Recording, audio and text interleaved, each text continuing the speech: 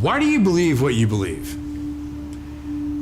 Because at some point in your life, you trusted the information that somebody was giving you. And that someone you trusted told you that a car was a car, a tree was a tree, a bird was a bird, the blue stuff above you is the sky. And that's the way that we began to determine what we believe to be a fact. Most of the things that we believe to be a fact in our lives are told to us through our stories or the news that we hear. So my question would be, if they were deceiving you with the stories they tell you, would you be able to recognize that? So we've all heard the term conspiracy theory. Personally, for me, I've never really had time to get into any of that because, frankly, I'm working all the time and I don't have the time to look into Bigfoot or aliens or flat Earth or 9/11 conspiracy or the JFK assassination. It's just, it's not anything that I really have any backstory on. But the one thing that I do have a lot of backstory on, the one thing I do know a lot about is Hollywood. When you think about the entertainment industry, what comes to mind? Movies, TV, music, right? Let's talk about this entertainment. I've been observing you. What if this entertainment was more than just entertainment? Now in complete control! When you're driving home from work, what are you listening to? When you come home after a long day and turn on the TV, what do you see? The U.S. are bracing. Saying that they're one. Think about all the content you've seen throughout your whole life. A lot of it has actually made us who we are today. So you don't know what's really going on. Have you ever stopped for just a second, though, and questioned the content? Good morning, Vietnam! The only thing we consume more than content is air. But we actually think about the quality of the air we breathe. Maybe it's time to take a closer look at our content. And fear. Taxes will keep Our government's always controlled our content. the fight for freedom. We've just never paid attention. Freedom of speech. Message received. The police occupy our community. To work with the CIA to destabilize foreign countries. This media that we're consuming at such a rapid rate, we need to slow down and think about what we're consuming. Bullshit going on. What if the people in charge didn't have our best interests in mind? Now we have to ask ourselves, who's influencing our content? Is the CIA involved in Hollywood? Yes.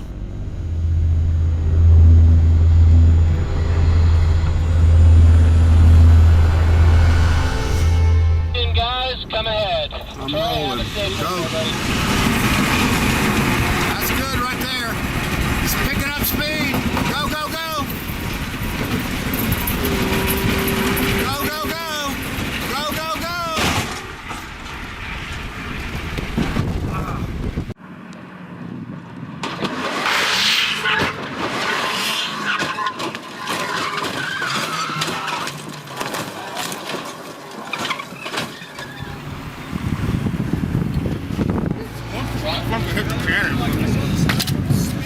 So for the past 28 years, I've probably had one of the coolest jobs in the world.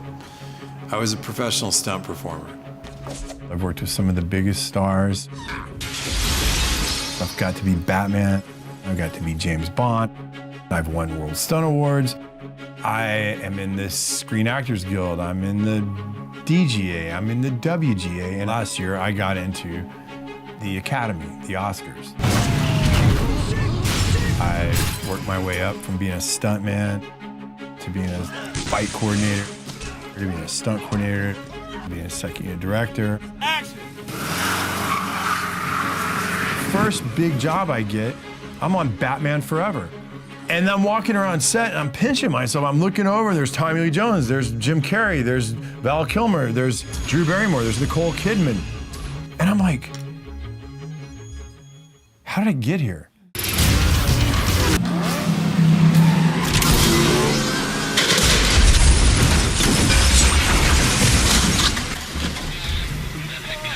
I didn't really say I'm gonna go be a stuntman. I wanted to go make movies. But being a stuntman was the easiest way for me to get into the business.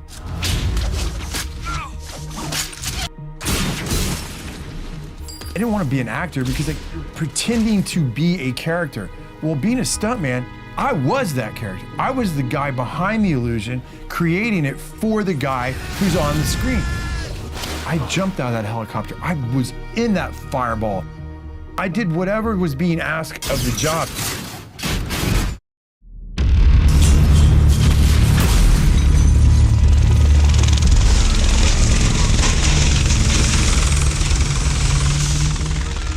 I've had an amazing career, and I've had an amazing life. 2,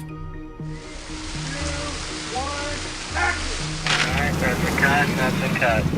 But in the system that exists today, as I get up the ladder, I realize it's not what people think it is. It's an illusion. It is a complete illusion. We're gonna put our pick and our turning ship, our In 2014, I was working on a television show up in Portland, and I had a catastrophic injury. I've done this stunt, probably variations of it 20 times over my career. It was nothing. It was a small fall down into a stairwell.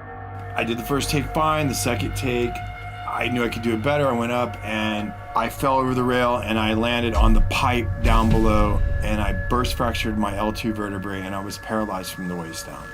When you are injured, when you are catastrophically injured and it changes who you are, I knew from that day I would never be the athlete that I once was. And I always told people as a stuntman, the worst possible injury you can get is a lower back injury. You can break your legs, your arms, whatever, but if you injure your lower back or your hips, your pelvic region, you're done. There was 2 years that I didn't think I would ever live without pain. One of the issues I was dealing with at that time was I had lost the feeling, and I still have numbness in my thighs and on this half of my pelvic region. I was going to physical therapy and the lady looks at me and she goes, "This isn't really helping you.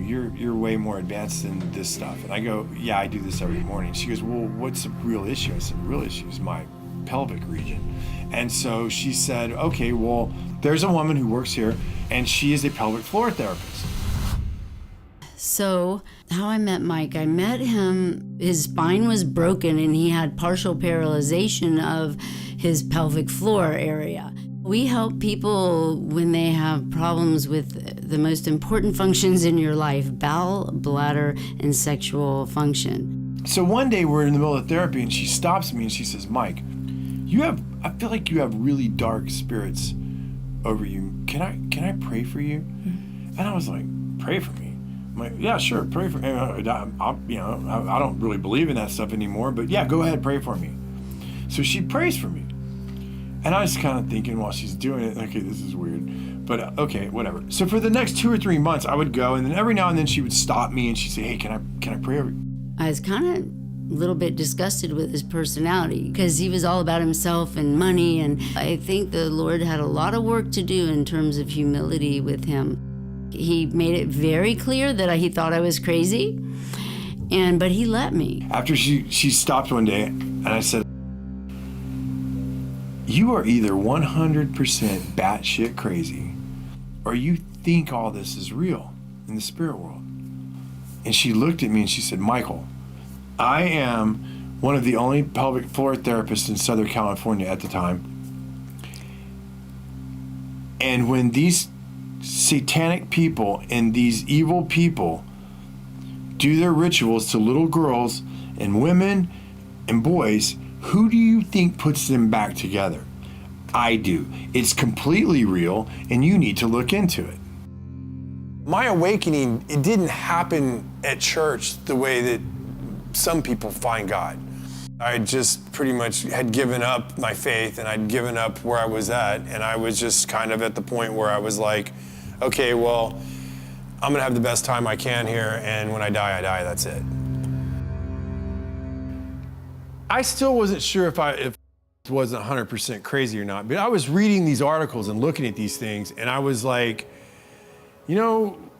I've seen things at parties. I've seen artwork. I've seen statues. I've seen things in some people's houses that just seem to be mimicking occult stuff I'm reading about. So I was like, maybe there is something to this. I'm just gonna say this. I didn't find God because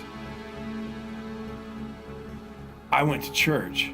I found God because I realized that the Luciferian and the other side, the occult world, was real, and that I had been fooled for all these years, and I then got really scared.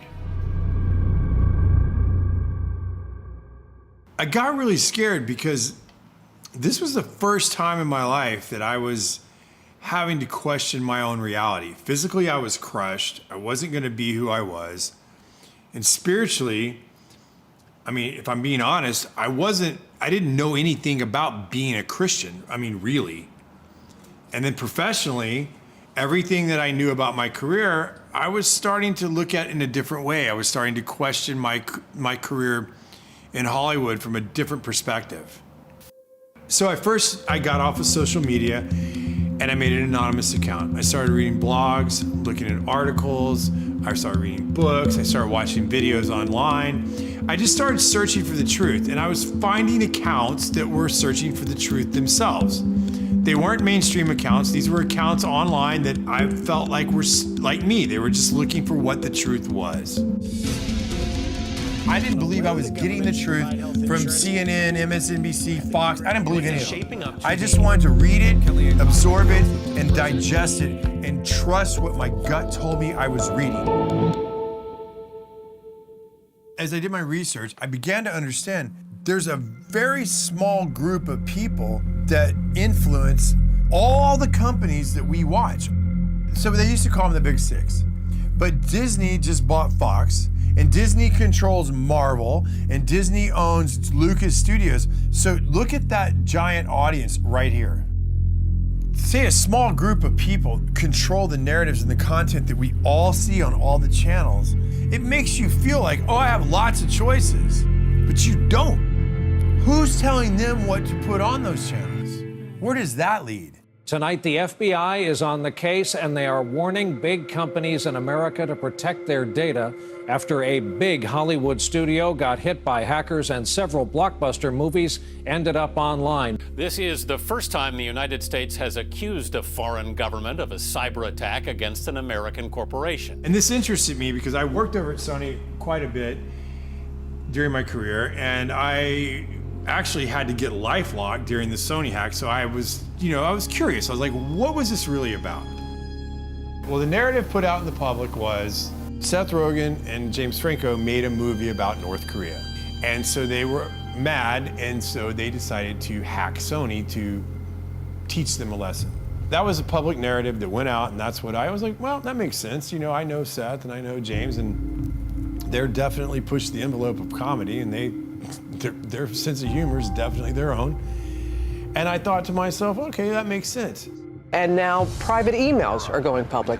It's a public relations disaster. But what I found really interesting as I examined the WikiLeaks documents was it showed that the heads of one of our biggest movie studios in America was in direct communication with very important people in our government. It didn't surprise me. I was like, okay, well, either they're friends or there's something more to it. So I never really thought about the government influencing our content or our stories. Could they be influencing our story and our content? These were real questions that I never had asked myself. I just did the jobs. I went to work, I did my job, I did whatever was asked, and went home. Never thought about this stuff. So I was like, I don't really know anybody that can answer these questions. And I reached out to this guy who I'd been watching online. His name was Kevin Shipp. And for those of you who don't know who Kevin Shipp is, he's a CIA whistleblower. He worked in counterintelligence, and he served in many capacities in his tenure at the CIA. This is the big picture. An official television report to the nation from the United States Army. It was an OSS memo, the precursor to the CIA, where they were doing a study of the use of motion pictures in America as a means of psychological warfare. So it goes all the way back to pre-1947, when U.S. intelligence was using motion pictures to alter the thinking of Americans in the United States. The morale of our troops is high. The laughter, music, and general entertainment which comes out of a single small package like this one have helped to build that morale. The CIA is funneling information into Hollywood. Hollywood is putting out in the movies, and the population believes it.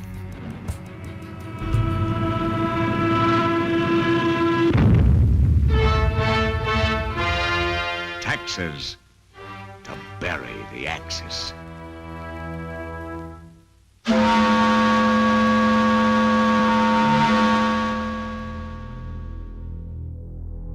This document right here is a FOIA document. Anybody in America, anybody can request this. It's Freedom of Information Act.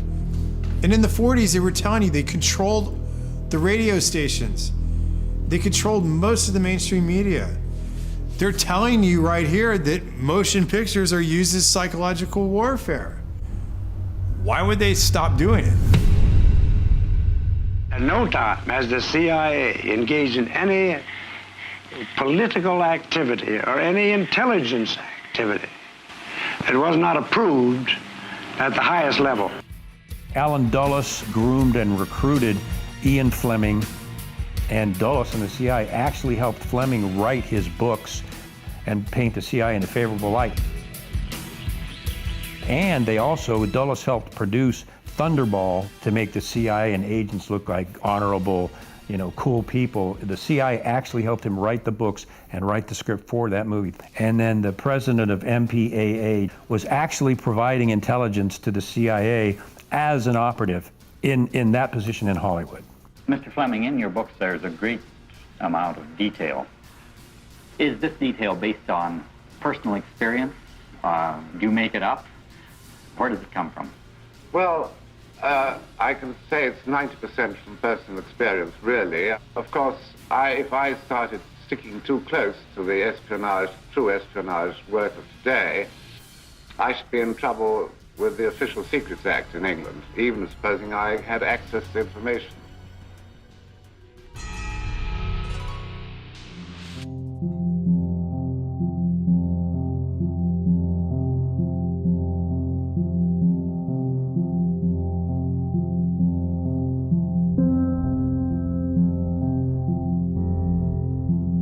There's no question about the fact that Mockingbird is real. It started out paying journalists in major media, Pulitzer Prize-winning journalists, to print fake stories that the CIA wanted in the press and fake interviews. And this was revealed in the Church Committee. Do you have any people being paid by the CIA who are contributing to a major circulation American journal? We do have people who submit pieces to American journals. And of course, then the CIA destroyed the rest of the files, which is what they do. George H.W. Bush came out and finally made the statement about Mockingbird. Well, we're going to officially stop the Mockingbird program. The CIA will no longer pay journalists to write stories. From now on, the program is voluntary, which means Mockingbird continues today. When's the last time you've seen a mainstream media outlet do a serious investigative report on the actions of the CIA? There's a reason for that.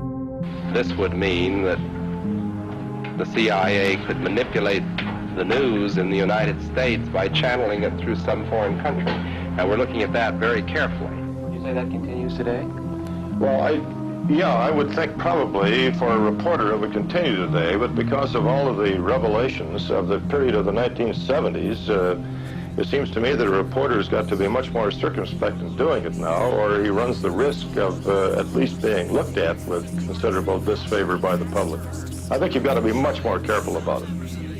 platforms to push their own personal bias and agenda to control exactly what people think. And this is extremely dangerous to our democracy. This is extremely dangerous to our democracy. This is extremely dangerous to our democracy. This is extremely dangerous to our democracy. This is extremely dangerous to our democracy. This is extremely dangerous to our democracy. This is extremely dangerous to our democracy. This is extremely dangerous to our democracy. There is something about the way the CIA has been functioning that is casting a shadow on our historic position of freedom, and I feel we need to correct it. Senator Moynihan proposed a bill to dismantle the CIA. Thank you, Mr. President. Introduced it twice. The second time was 1995.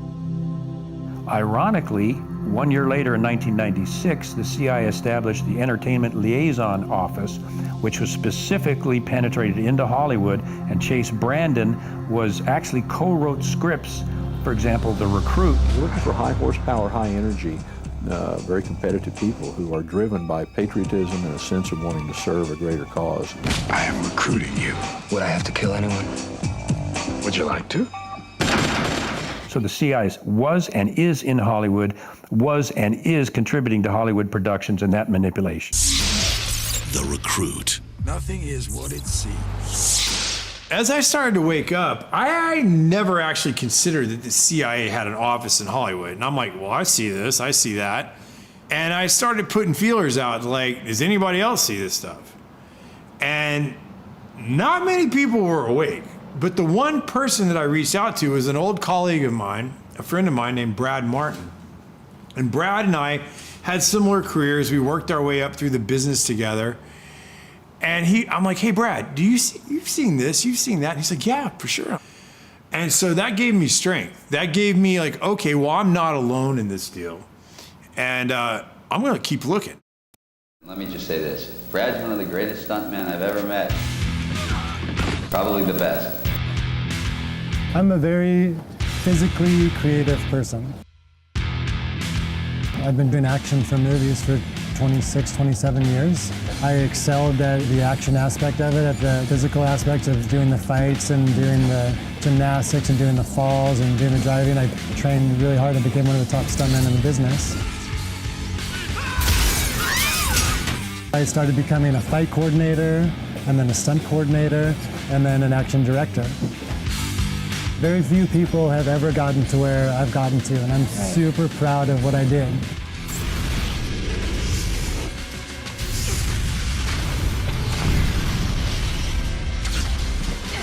I mean, I had a very idealistic view of the movie business, and I've been disillusioned a few times. It feels very much like there's an agenda in every movie. I realized that it was more of a machine, and it was more of they just needed content to put out there for the masses. I stopped really watching TV. I stopped really watching movies. And one of the reasons why I stopped watching movies is I got into my research and what's going on in the world right now, and all the corruptness and all of the plot twists of reality.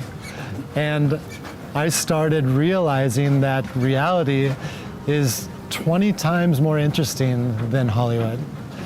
I mean, I was a Hollywood buff. I loved all of those movies, but now they're meaningless because I know what's going on right now actually has purpose and has a meaning, and there are consequences.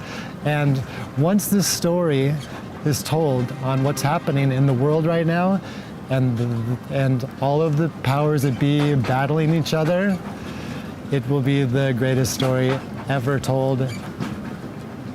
Like, for instance, I saw something on History Channel talking about how the CIA helped Disney buy all the swampland in Florida. Well, why on earth would they do that? His lawyers in charge of purchasing the parcels had served in military intelligence during World War II and knew how to keep a secret. And they used several different companies, none with Disney's name, to acquire the properties. Now I go down this rabbit hole of what does the CIA have to do with Hollywood, or at least with Disney? Washington, D.C. is definitely in Hollywood. I have seen documents of the DoD and the CIA writing to the studio heads, guiding them in certain fashion. There's a lot of things that people would talk about that are conspiracy theory, but there's some things that ring true with me. It's like, oh wow, that makes a lot of sense. Another program developed by the CIA after World War II was called Operation Paperclip. It's been depicted in many movies, including Disney's Marvel series. It's Operation Paperclip. After World War II, SHIELD recruited German scientists with strategic value. Thought I could help their cause. Operation Paperclip, and this is something people need to know because it has been so covered up and mocked and berated and claimed to be a conspiracy theory. And by the way, the term labeling people as conspiracy theorists was invented by the CIA to deflect any attention over the JFK assassination. They invented that word as a way to shut down any scrutiny or this critical investigation of what they were doing. So they started that whole ball rolling. In terms of Operation Paperclip, it is documented. There's absolutely no question about it.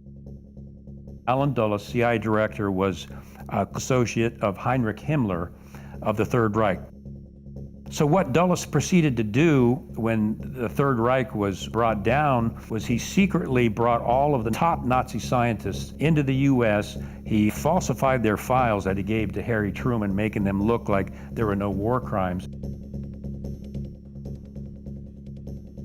They brought these Nazi scientists into the CIA to work for the CIA, and that includes the human experiments they conducted on Jewish men, women, and children, and the psychological studies that these Nazi scientists had done. The CIA was using their expertise for these programs through Operation Paperclip, and this was Nazi, much of it occult beliefs that the CIA adopted and actually put these people on their payroll.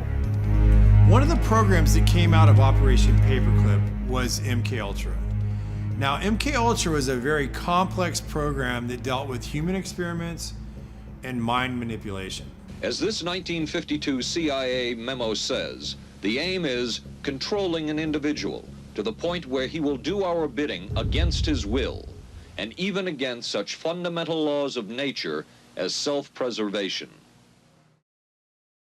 In the Church Committee, MKUltra came out as an actual program of mind control using mental, physical, and sexual abuse and psychotropic drugs. Lysergic acid diethylamide, LSD. It was one of the first times that anybody had run into a powerful drug that was different than anything else that they knew anything about. A decision was made at the highest levels of the CIA to do testing on unwitting Americans. At Ravenscraig, Dr. Cameron went further with drugs and electric shock treatments than any researchers in the MKUltra project dared. His aim was to wipe the mind clean. Then he would implant new messages by forcing the patient to listen to a hypnotic repetition as many as 250,000 times. This was called psychic driving. He would give the patient intensive electric treatment. He would attempt to implant new ideas in the mind of the patient. Now, to a layman, it would appear that Dr. Cameron was trying to take the slate and wipe it clean, the slate being the mind. In other words, brainwashing. Exactly, that's a very good comparison. Brainwashing. Yes, to that. No. Oh, good heavens. You're doing fine, just try to describe it. Oh, you don't know,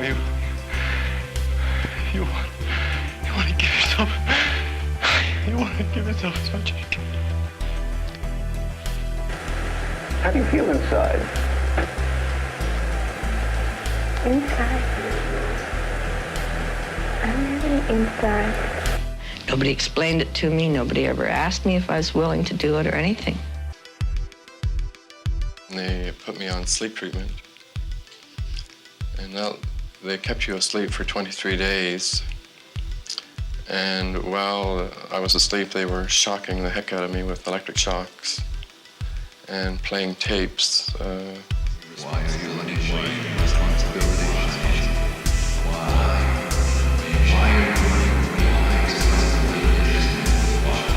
It was really, like a concentration camp. What a torpedo that is. You mind if I look this way? You look that way. Nothing for you to watch here, but you're going to talk to me as we go along.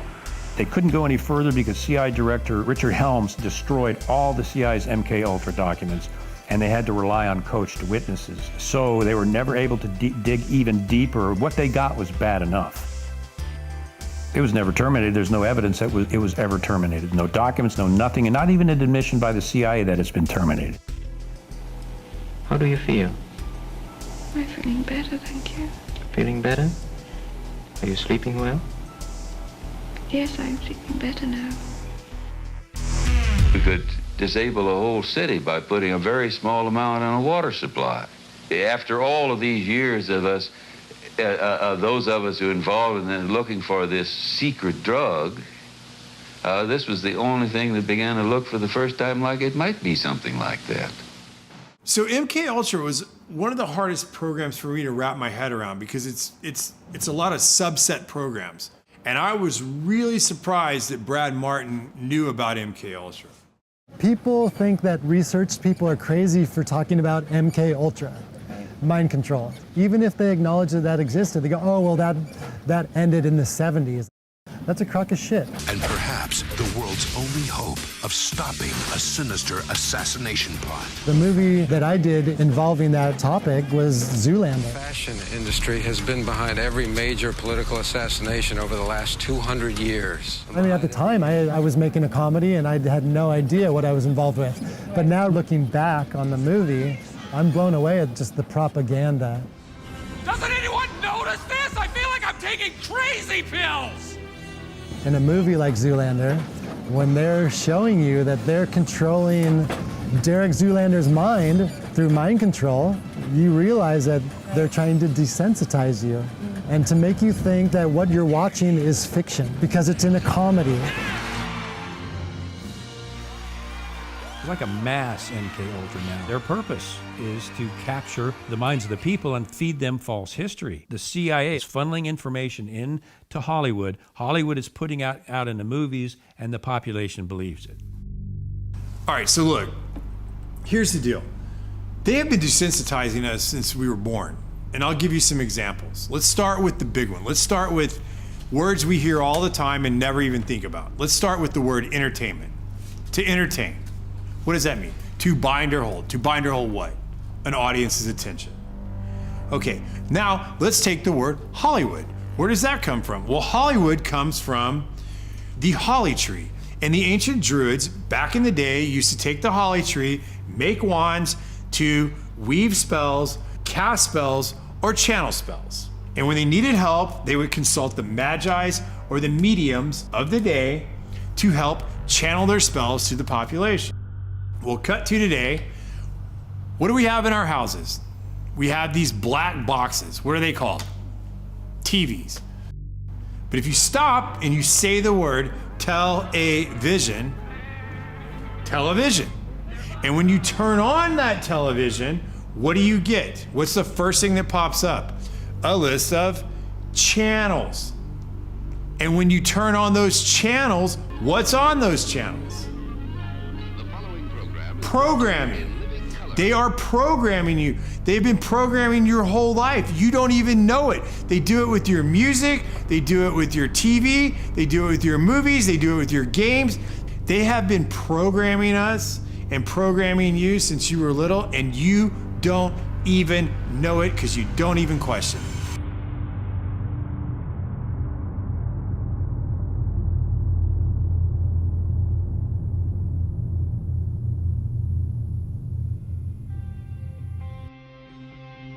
Starting in 1900, we entered a previously unimaginable time of modern technology. Advances that allowed the rulers of this world to construct and direct our stories in ways we previously never imagined. As a result, new techniques to control the population were realized. These are the people from the companies that we have trusted to deliver us our news and tell our stories. This has always been about controlling what we as the population think and hear. They help create our culture and influence our society. We as citizens only trust them because as a society, we think that the gatekeepers have our best interest in mind. The dangerous, edges here are that he's trying to undermine the media, trying to make up his own facts, and it could be that while unemployment and the economy worsens, he could have undermined the messaging so much that he can actually control exactly what people think, and that is our job. That is our job. That is our job. Our job. As I was researching, I found that most of the early communication companies were developed for shipping or aviation. And a lot of the men that started these companies were commissioned by the military during World War I and World War II. Many of these men worked for the Army and Navy intelligence services along with the OSS, which we know became the CIA. There were many examples of these men becoming the heads or founders of some of the biggest motion picture and media companies before and after their government or military service. I wanted to know how many of the media companies in today's world connected back to Washington. So I started looking. It was like a family tree. The connections between our government personnel and the media corporations was unbelievable. Google, Amazon, Netflix, Twitter, CNN, ABC. So what would happen if all these companies had the same political ideology or agenda? We as this population like to hear people confirm our confirmation biases. We like to hear people tell us that we're right. We don't like to be wrong. And we believe that the people on the media and the people that we're listening to have our best interests in mind. The problem is what if they don't? So if you stop and think about it, they can place any agenda on the population that they choose. I think that Hollywood is teaching bad morals to the youth of this country, as well as adults. Desensitizing of violence to the masses. You can't deny that. My kids have seen so many people get killed in very violent ways. 3 times as much gun violence now. And the sex that's in PG-13 movies. Why? Every Disney movie, there's a major character, usually a parent, that gets killed. Trauma to the child. Why? It's so horrible. What a bad story. Why do you need to start a story with a parent dying? Always. It's so sad. Under MK Ultra, they experimented on children. We were even taught this in psychophysiology program that if you get to a child between ages 1 and 6 or 1 or 8, especially with sexual abuse or sexual trauma, you will split their personality and they will be imprinted the rest of their life. And many times that results in split personalities and dissociative behavior and other things. These occult topics are being introduced to our kids and most parents aren't even aware of it.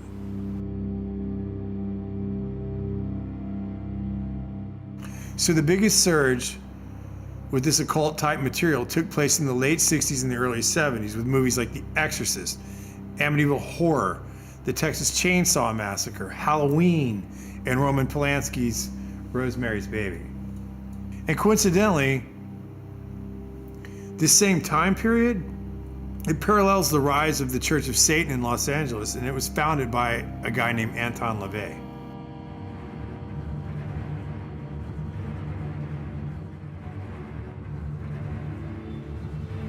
So it is done. When I was a police officer, we had cases of satanic cults right in Arlington, Virginia. Those have been around for decades. They're in the high schools, they're in the colleges, they're in the government, and they're in Hollywood. I got to meet people like Sammy Davis and that kind of shit.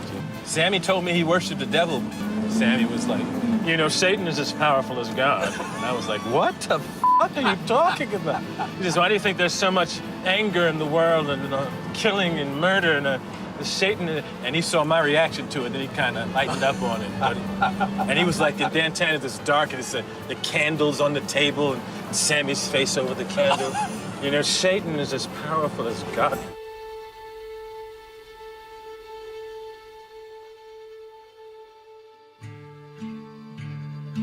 From our point of view, it really makes no difference whether you pray to a father god or to a mother goddess or to an entire gaggle of gods and goddesses. Michael Aquino was a high-level officer in the National Security Agency. He was and is, you'll see him today, a practicing Satanist. He created the Satanic Temple of Set, which he still runs. He was a high-level NSA officer. He's a member of the association I used to be in, the Association of Former Intelligence Officers, AFIO. He's a member of that. He's plugged in big time to the intelligence community, and he wrote a paper called Mind War. And Mind War was about psychological operations against populations, including the domestic population, using Satanist techniques and tools. Aquino was first involved in MK-Ultra operations during the Vietnam War as part of the Phoenix program. No, first I've been involved in intelligence and psychological operations for about 40 years in all levels of it and across the intelligence community. You are a lieutenant colonel in the United States Army. Correct. Now, and how does the Army feel about you being head of the Temple of Set? The Army has known about my religion for the entire span of my Army career, which began in 1968. The Army has paid very little attention to it, the same as it would to anybody who was, say, a follower of Hinduism or of Buddhism or any other slightly unusual religion today. He was occupied a position at the Presidio, which was a training facility for the U.S. government, and it was uncovered that he was running a pedophile ring. I think 50 kids came out and fingered him as the guy that had done sexual acts on them as children. It went to trial. He walked from the trial successfully because he had a good attorney, despite the fact that there were multiple witnesses that said Aquino, through satanic rituals, had abused them as children. There's no question that he's a practicing Satanist. Just watch any one of his interviews. On this altar is one of a number of daggers, which we may use in our rituals. This one happened to belong to the commanding general of the most elite unit of Germany's infamous SS, which was concerned with black magic and occultism research in general. Anything that it could find that had to do with the origins of the human race, destiny of humanity. The perverted view of the occult held by Heinrich Himmler was of an evil magic that could help create a new master race. Wewelsburg Castle is where he performed his ceremonies.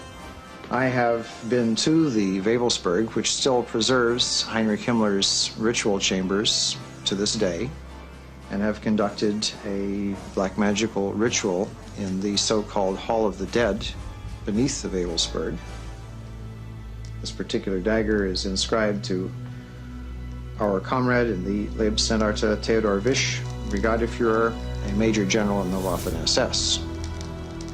And on its blade, it bears the inscription, Mein Ehre heißt Treu, or my honor shall be known by my faithfulness. Aquino's thesis stated that enemy populations could be subdued by inflicting a state of psychological terror and feelings of imminent destruction. He discusses the use of psychotronic weapons and electromagnetic weapons that influence the mind.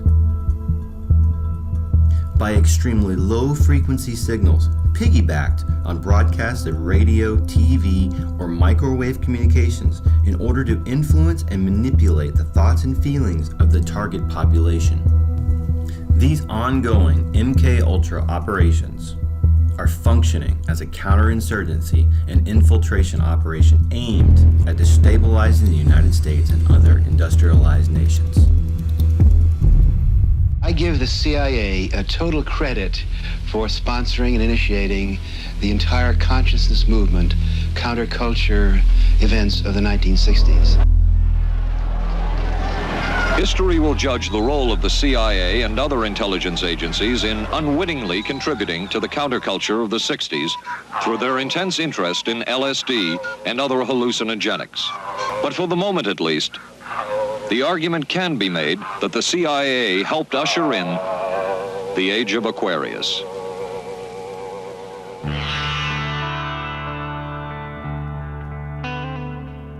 Laurel Canyon was the epitome of the summer of love. I mean, we saw the possibility of a way we could live. It's odd because in Laurel Canyon, so many of the soon-to-be stars there, their parents were in either the military-industrial complex or intelligence or the Pentagon.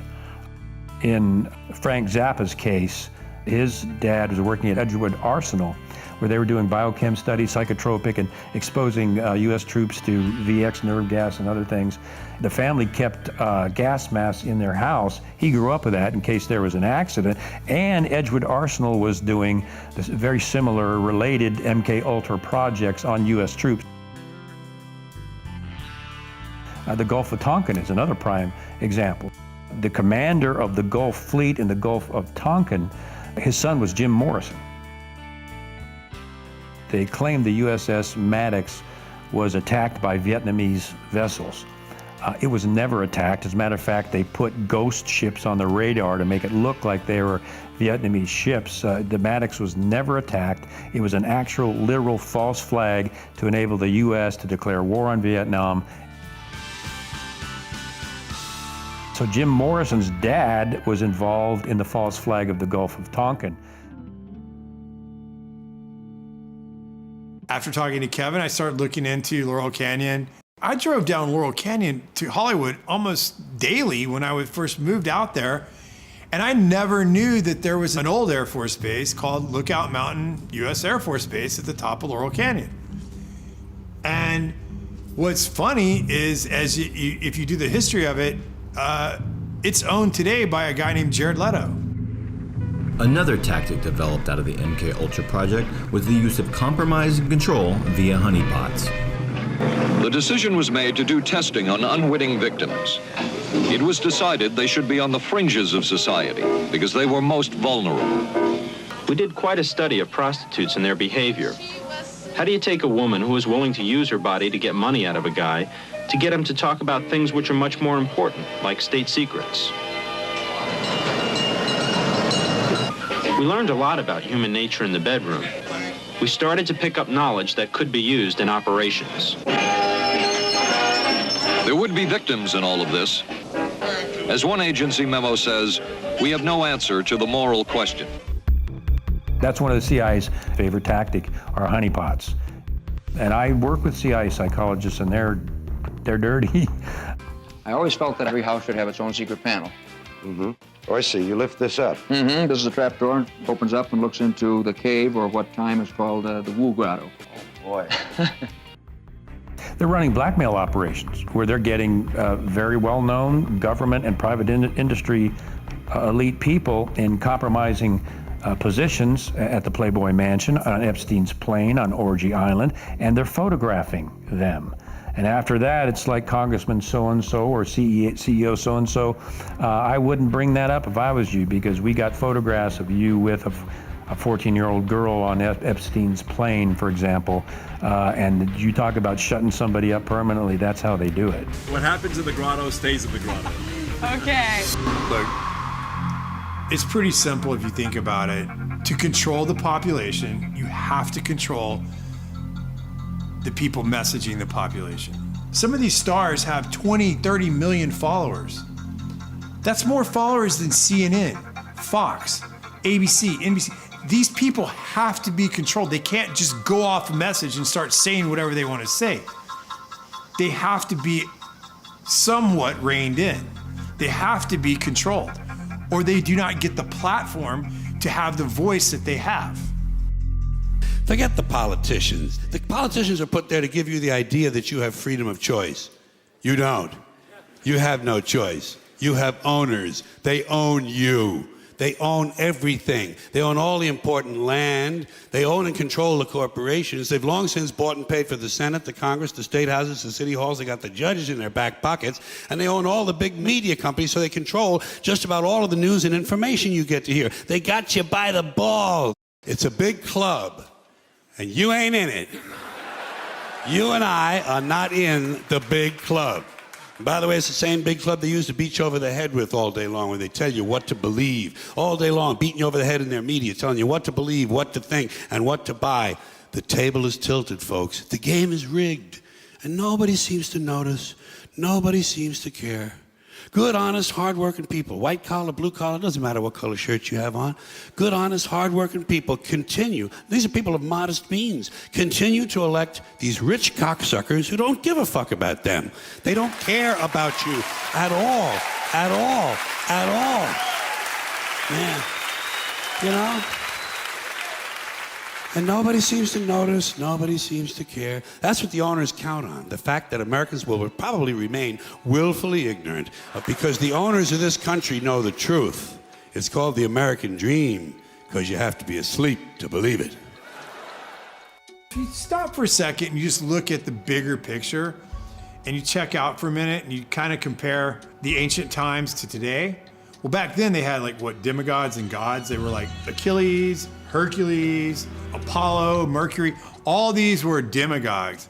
And that's who the people in those days looked up to. Well, today we have all these people like Jay-Z, Rihanna, Beyonce, Lady Gaga, Katy Perry. In film, we have Brad Pitt, Will Smith. We have all these big stars. And the way they prop them up and they put them up on stage is like they're gods or demigods. In this room are some of the most important TV and film executives in the world, people from every background, but they all have one thing in common. They're all terrified of Ronan Farrow. He's coming for you. He's coming for you. Look, talking of all you perverts, it was a big year. It was a big year for paedophile movies. Surviving R. Kelly, Leaving Neverland, Two Popes. Shut up. Shut up. I don't care. I don't care. Most people don't want to cross the psychological line that this stuff is going on. And we all have a mental defense mechanism. It's like finally admitting there's an elite pedophile ring. I mean, most people just don't want to go there. And the same is here. Psychologically, you lose your safety, your security, and whatever innocence you have when you realize that this stuff is really going on. And it's a chore to cross over that barrier and realize, oh my gosh, this stuff is really happening. And that's why it takes critical thinking. The people have got to look at this stuff critically and see what they're being fed so they can cross that psychological line that they just refuse to see it when it's right in front of them. When Kevin said there's an elite pedophile ring, well, I'm thinking to myself, this is a hard thing for me to come to terms with. Now, it made me start thinking about conversations and things I'd heard, but I'd never saw it. It's not out in the open. And to me, I was like, no one could do that. Because, I mean, if I saw someone hurting a kid, I would kill them. I mean, I would literally kill them. I would never allow someone to hurt a child in front of me. Things Kevin was saying were things that were hard for me to cross the barrier. I did not want to believe it. I didn't want to go there. But as I went down this journey, I forced myself to go consider, what if this is real? And the only person that was talking about this stuff was a girl named Liz Crokin. And the media had declared her completely out of her mind. But as I started researching some of the things she was reporting on, I was like, there's truth to what she's saying. So I want to talk to her. I started working in journalism at a very young age. I got my first job working for Fox Chicago at about the age of 17 years old. At the University of Iowa, I studied political science and journalism. One semester, I interned for Bill O'Reilly at Fox News Channel. My last year in college, I interned for the State Department's White House reporter, and that placed me reporting in the White House every single day for a few months. I went on to work for the Chicago Tribune, and my first boss there told me that everything that I should get should be checked over and over and over again and verified to death. That's how I was trained, and that's what a true, honest journalist does. I started covering local politics and local hard news, and then eventually I got my own column for 7 years where I interviewed tons of celebrities and politicians and musicians, and worked at Us Weekly, and then at one point I worked at In Touch Weekly magazine. But then in 2015, I felt the need to get back into covering hard news, and in early 2016 I started working for Town Hall, and then eventually I started working for the New York Observer and broke a lot of election-related stories. I worked in media for over 2 decades, and I never had any issues. I was very well respected. I basically was embraced by the mainstream media until I started reporting on Pizzagate.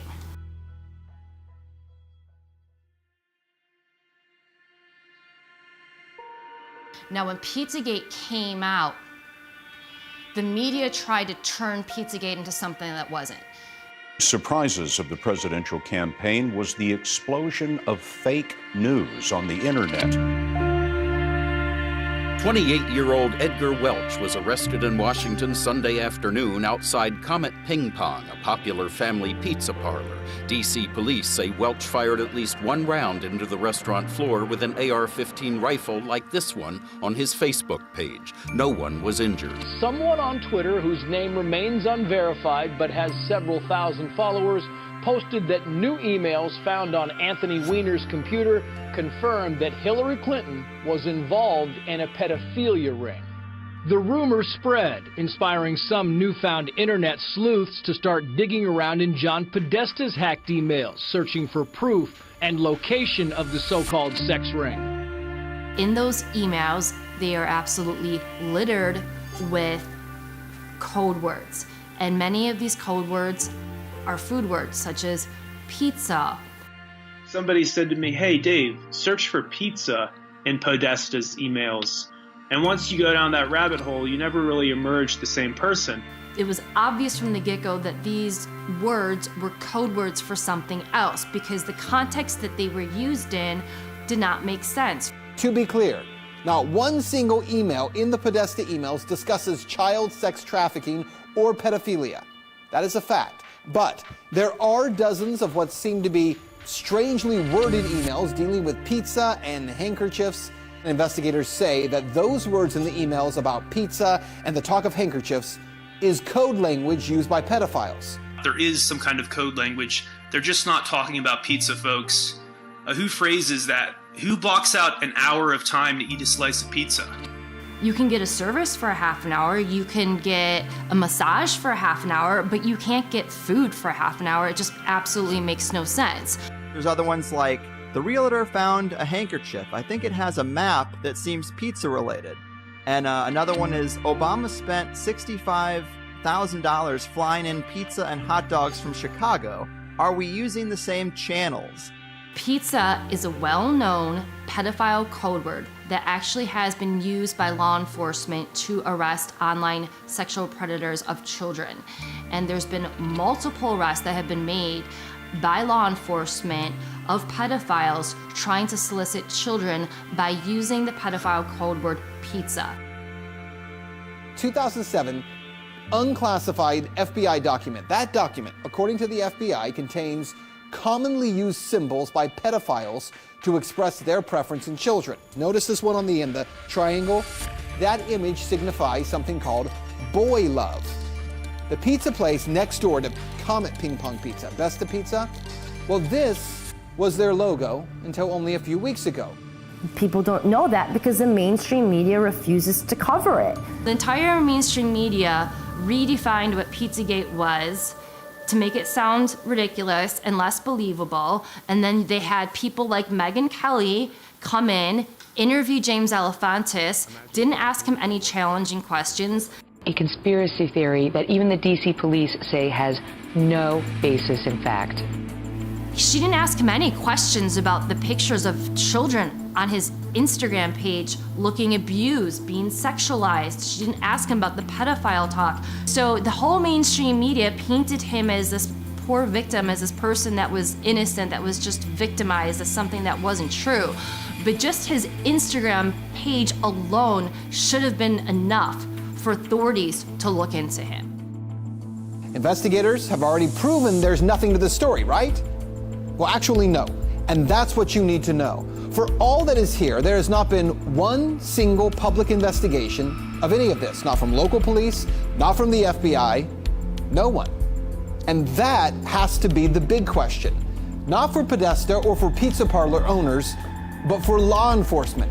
Based on what may be or may not be here, the big question is, why hasn't any investigation taken place? This is insane. So many people in the mainstream media have said, Pizzagate is a conspiracy theory. Pizzagate has been debunked. It has not been debunked. If it's been debunked, Explain the code words. No one to this day, including John Podesta himself, can explain the code words in his emails. Hey, John Podesta, can you please explain why you have children rented for entertainment for your adult hot tub parties? No one has ever explained why John Podesta has literal pedophile and cannibalism paintings all over his office and his home. Tony Podesta too. And then you look into the Spirit cooking dinners, and you look into Marina Abramovic, who's the one that was conducting the Spirit cooking dinners. Why are they going to Spirit cooking dinners? Why are they sacrificing chickens to Moloch in their backyard? This isn't my words, this is their words. This is in their emails. I'd be willing to debate anyone who thinks that Pizzagate has been debunked. You asked me when how am I getting additional briefings? That was the first and last time I talked. So October 9th is the last time you have heard from the FBI at all? Yes. You have not got an update on the investigation to your personal email? That is correct.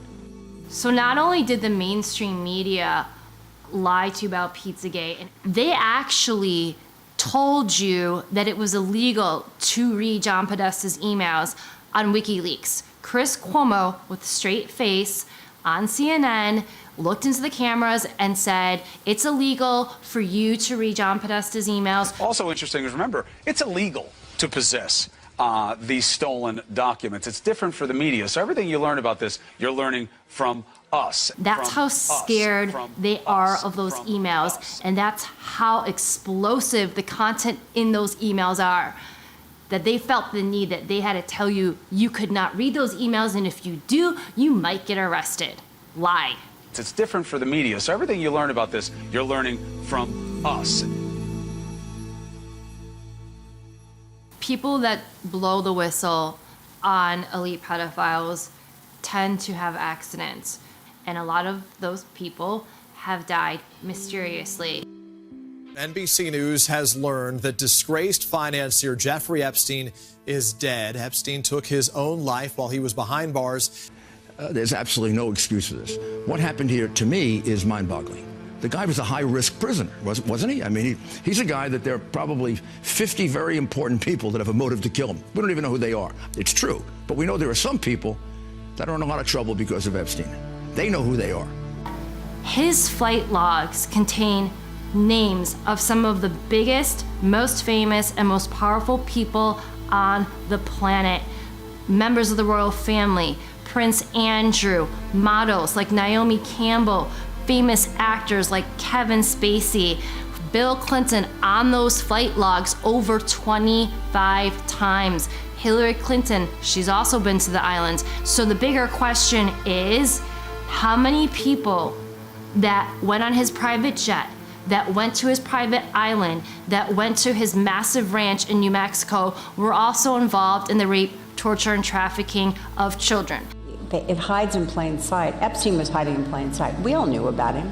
We all knew what he was doing. But we had no one that was, legal aspect that would go after him. They were afraid of him. For whatever reason, they were afraid of him. And the amazing thing about Cindy McCain is that her husband was a senator. She was on a board with the governor of Texas. She knew about Jeffrey Epstein. She did nothing. And her organization, the role of her organization is supposed to be to stop people like Jeffrey Epstein. They all knew.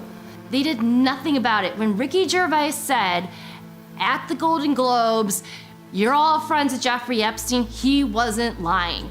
So in the end, he obviously didn't kill himself, just like Jeffrey Epstein. Shut up. I know he's your friend, but I don't care. You like to make your own way here in your own plane, didn't you? Right, but... And how many of those elites have been to his islands? Not only is the mainstream media complicit, I would argue that there are accessories in the crimes against children. She told me everything. She had pictures, she had everything. She was in hiding for 12 years. We convinced her to come out. We convinced her to talk to us. It was unbelievable what we had. Clinton, we had everything. I tried for 3 years to get it on to no avail, and now it's all coming out, and it's like these new revelations, and I freaking had all of it. I'm so pissed right now. Like, every day I get more and more pissed because I'm just like, oh my God, what we had was unreal. Brad Edwards, the attorney, 3 years ago, saying there will come a day when we will realize Jeffrey Epstein was the most prolific pedophile this country has ever known. And I had it all 3 years ago.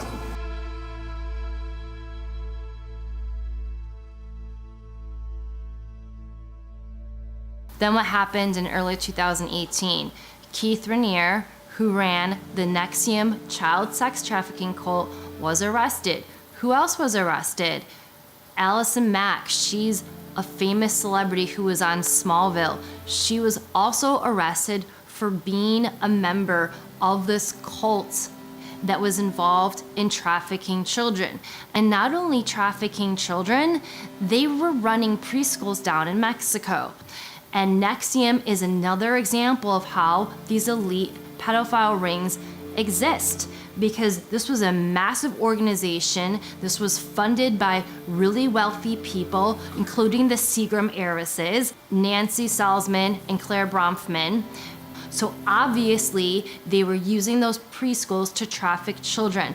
And the cult also engaged in human torture experiments on some of their members. And there actually was a civil lawsuit that was filed by 90 of their victims just the other day. So I imagine we are gonna hear more about the human experiments, the torturing, the sexual abuse, and the child sex trafficking in this civil lawsuit.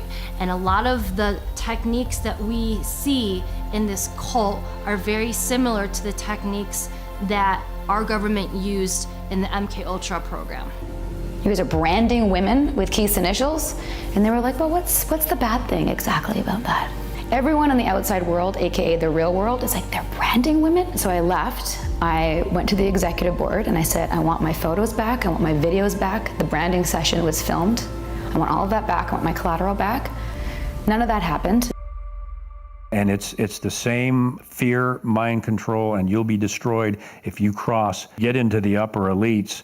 And if you get to that point, if you start revealing anything, they have the same system to completely destroy you, destroy your career, blackmail you like Epstein, catch you, film you in compromising positions. And this goes both within Hollywood and celebrities and some of the elite, and it also goes on in Congress and the Senate. And if they even insinuate that they're going to reveal some of these things, they're done. A lot of people here tonight felt like they lost. You know why? Because y'all been lied to. Google lied to you. Google. Facebook lied to you. Radio lied to you. The powerful people that be, whether it's the music industry or the movie industry, you are only allowed a certain level of success if you are willing to join their club, if you're willing to be part of their secret society, or if you're compromised. They will not let someone obtain a lot of fame and power if they can't control you. A classic example, at least for me, is Katy Perry. Katy Perry was a gospel singer, very talented, but she was going nowhere. And she got up to Hollywood and basically they said, you want to be a success? You play by our rules. You step into the occult and you start putting that in your videos. And now she's doing videos with her in hell with satanic themes, and she's what? Highly successful. You see that over with Lady Gaga, who came out and actually said she was so tired of being handled and manipulated, she had to take a break. That this is this young, outrageous girl, wears strange clothes. She's into extremes. She's experimental. She have 43 million people on the Twitter following her, whatever she do, little monsters.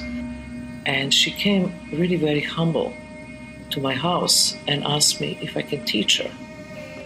We made this workshop in the woods, and she was such a good student. She never cheated. She really went much farther than I asked her for. She is a limitless human being. As myself, a self-proclaimed pop performance artist, want to go home and slit my wrists, and I am nothing. I have achieved no sense of art.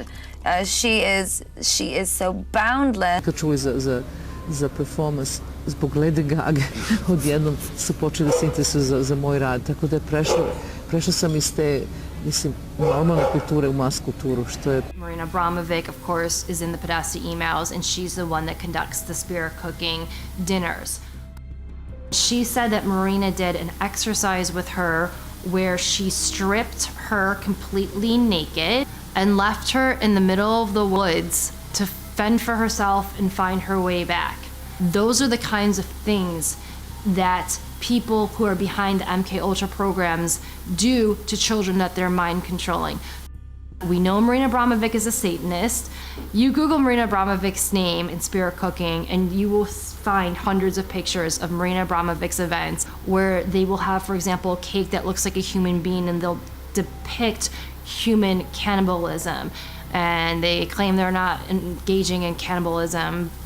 And you will find A-list actors and famous politicians and other very famous and successful, powerful business people at her events. They literally have food that look like human beings on dinner tables. He's Italian and Greek, I mean, you know. And a very good cook. And a very good cook. And I'm sure there's something very nefarious about that risotto recipe. So... After I started researching the cult, I learned that Satanists believe that they have to reveal who they are in some way, shape, or form. So that is why we see a lot of these occult members in Hollywood constantly flaunting symbolism. We see the pyramid, the Illuminati pyramid a lot. We see the evil one eye constantly. It's always on the cover of magazines. We see these are supposed to be the 666 devil symbols. We constantly see those symbols. We also see pedophile symbols, the swirl or the triangle within a triangle. I guarantee this wasn't his first. And we also see a lot of these members of the cult go on their social media and they talk about raping children. They talk about worshiping Satan. And people write it off as a joke, but they're not joking. I don't care if you're a major comedian. You can't tell me that's funny because there is no joke about raping children that's funny. You don't know what that is. I have no idea. You don't know. Jimmy Fallon doesn't know. David Letterman doesn't know. We don't know. All the comics and show business don't know what this is.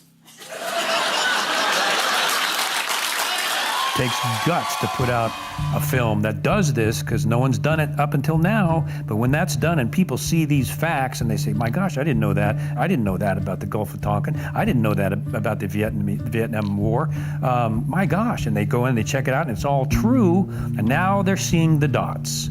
And a good film will teach them how to practice critical thinking, to analyze what you're watching. If we can get people to analyze what they're watching, we've crossed a huge hurdle. Because once they start analyzing it, they're going to see the dots, and typically the dots will connect themselves.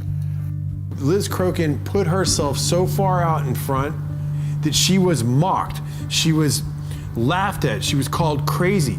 Well, let me ask you a question. For all those people that did that to Liz, does she seem so crazy now? When you put all of those facts together and you use critical thinking, you realize this stuff is real. There's not one smoking gun. There's many small smoking guns that you have to piece together, and you have to use critical thinking to understand this stuff is real. So again, the bigger question is, now that Jeffrey Epstein's been exposed and he's allegedly dead, how many of his friends that were frequent visitors on his sex trafficking island were also involved in the rape, torture, and trafficking of children? And that's what Pizzagate is.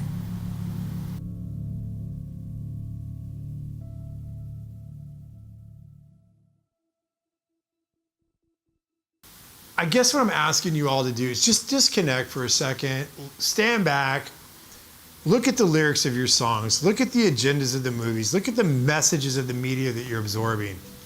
Because it's impossible to say that all of it's bad, like all of Hollywood's bad. That's not true. Like it's like saying all of the CIA is bad. There's a lot of good people that work in both industries that aren't bad people. But if the people that control the narratives and the agendas are not good people, and they have different agendas, they can put that on you and you won't even notice it unless you stand back and look at things objectively. I can't compromise anymore. That for me, that's not what life's about. I want to send a good message to my kids, and I want them to know that at the end of the day, their dad did what was right. And their dad fought for the good things in life. If I could ever get the opportunity to make movies that send out good messages, and then people start realizing that they can be good and that they can jump on the bandwagon of good, that's the next phase. People start believing it. It's the same thing with desensitizing with the violence. People start believing that it's okay to kill somebody, or watching somebody die isn't a big deal. When people aren't helping other people in need on the streets, there's a problem in this world. But this could all be changed right now. The reason why I'm doing this documentary is because I want to be one of the first people to come out and say, hey, it doesn't have to be like this. We are good people. Humans are good, and we can make the world a better place. Because the money and the technology to make this world a better place is there. It's just been covered up and controlled for so long that it's time for it all to come out. And maybe I'm the catalyst for something better. What does the media look like in the future? Well, to me, what I would hope is that it's not filtered. I would love to build a platform or build some sort of system where artists could connect directly to their audience. I want to make products and tell stories that bring humanity together, that bring compassion, that bring love, that bring forgiveness, that bring inspiration and courage back to the audience without having the influence of violence or gratuitous sex or gratuitous death or gratuitous horror. Because those are things and images that get stored in our psyche and our soul, and I don't think that's the way that this earth was intended to be.